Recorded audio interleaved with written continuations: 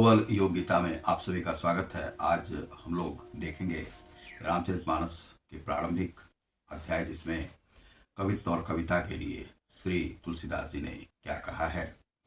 तुलसीदास एक अमर कवि हैं और आप ग्लोबल योग्यता के अन्य वीडियो भी फ्री में पा सकते हैं। आप मेंबरशिप केवल ले लें और यूट्यूब पर जा कर के आप ले सकते हैं। तो आपने यदि हमारे चैनल को अब तक सब्सक्राइब नहीं किया होगा तो सब्सक्राइब करें, लाइक और शेयर करें।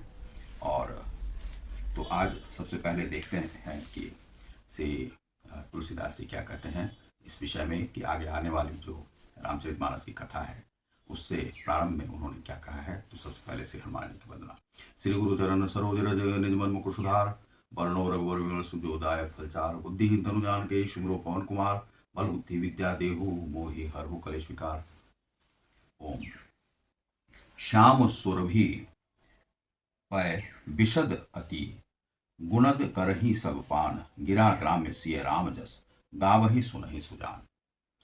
यह श्यामा गौ काली होने पर, जो श्यामा गौ है वह काली होती है, होने पर भी उसका दूध तो उजला ही रहेगा और बहुत गुणकारी होता है वह दूध जो है, यही समझकर सब लोग उसे पीते हैं। इसी तरह गंवारू भाषा में होने पर भी श्री सीता राम जी के यश को बुद्धिमान लोग बड़े चाव से गाते और सुनते हैं। श्री राम जी और सीता जी के का गुणगान करते। यह गंवारू भाषा में उन्होंने कहा है। श्री रामचरितमानस को गंवारू भाषा में लोग कहते हैं।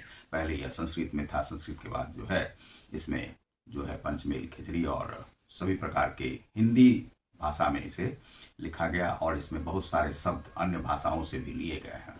तो इसीलिए उन्होंने श्री तुलसीदास जी ने इसे गंवारू भाषा में कहा है। तो आप इसे कह सकते हैं। गंवारू भाषा जो है संस्कृत से अलग होने के कारण से इसे गंवारू भाषा उन्होंने कहा है। और उन्होंने यह कहा है कि जिस प्रकार से श्याम अर्थात जैसे काली जो गाय है, श्याम गाय जो है, उसका दूध तो उजला ही होता है, सफ़ेद ही होता है और उसे लोग बड़े चाव से पीते हैं, बड़ा पुष्टकारी माना जाता है। उसी प्रकार से राम की कथा भी उसी प्रकार से पुष्टकारी है। मणिमाणिक मुक्ता छवि जैसी, अहि गिरी गज सिर सोह न तैसी, नृप किरीट तरुणी तनु पाई, लही सकल शोभा दिखाई। मणि माणिक और मोती, मणि और माणिक, मुक्ता, मुक्ता जो है मोती जैसी सुंदर छवि है, वह सांप, पर्वत और हाथी के मस्तक पर वैसी शोभा नहीं पाते। राजा के मुकुट और नवयुक्ति स्त्री के शरीर को पाकर ही ये मुक्ता और मणि जो है शोभा पाते हैं। राजा के मुकुट पर या जो नारी जो पहनती है सुंदर स्त्री, उस पर शोभा पाते हैं। उसी प्रकार से यह राम कथा है। तैसे ही सुकवि कवित बुध कहीं, उपजही अनत अनत छवि नहीं, भक्ति हेतु विधि भवन बिहाई, सुमिरत सारद आवती धाई। इसी तरह बुद्धिमान लोग कहते हैं कि सुकवि की कविता भी उत्पन्न और कहीं होती है और शोभा अन्यत्र कहीं पाता है। कहीं पर भी वह कविता कही जाती है और शोभा वह कहीं अन्यत्र जो है लोग सुनकर खुश होते हैं। अर्थात कवि की वाणी से उत्पन्न हुई कविता वहाँ शोभा पाती है जहाँ उसका विचार, प्रचार तथा उसमें कथित आदर्श का ग्रहण और अनुसरण होता है। जो लोग उसका अनुसरण, कवि के स्मरण करते ही उसकी भक्ति के कारण सरस्वती जी ब्रह्मलोक को छोड़कर दौड़ी चली आती है।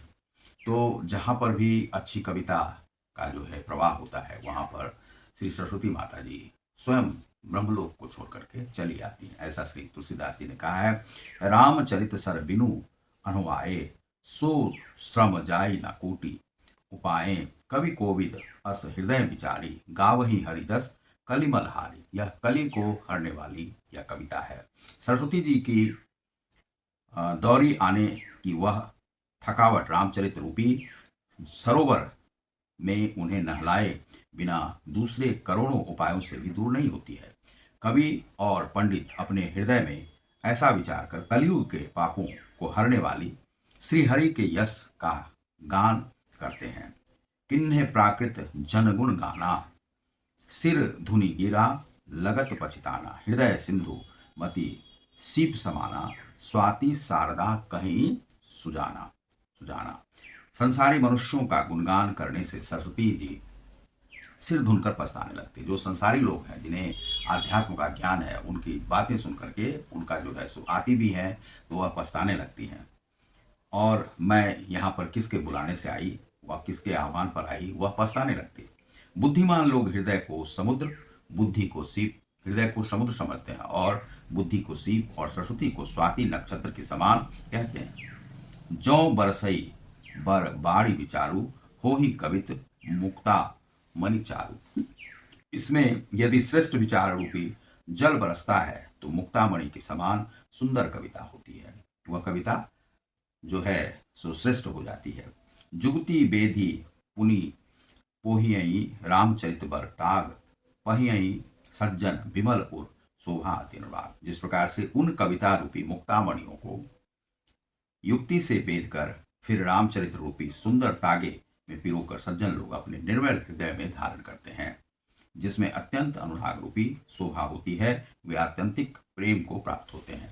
अर्थात वह जो निर्मल हृदय वाले हैं, आध्यात्मिक लोग हैं, उन्हें अपने हृदय में धारण करते हैं। अब यहाँ पर जो श्री तुलसीदास जी ने कहा है उन लोगों के विषय में कहा है कि जो संसारी लोग हैं वे इन्हें गंवारू भाषा कहते हैं। संस्कृत से जो है सीधे हिंदी भाषा में, और इसमें जो है पंचमेल खिचड़ी कहिए इसे या इसे कहिए कि सभी भाषाओं का जो शब्द इसमें लिया गया है, और जो लोगों की भाषा थी, लोक भाषा थी, उसमें जो है इसकी रचना हुई है। इसीलिए उन्होंने श्री तुलसीदास जी ने इसे गंवारू भाषा में कहा है। गंवारू भाषा चूंकि जो तभी के जो लोग थे जो संस्कृत में ही हर उच्च रचना को प्राप्त करते थे, और वे मानते थे कि उच्च रचना जो भी होती है वह संस्कृत में ही होती है, वह देव भाषा मानी जाती थी। लेकिन यह लोक भाषा है।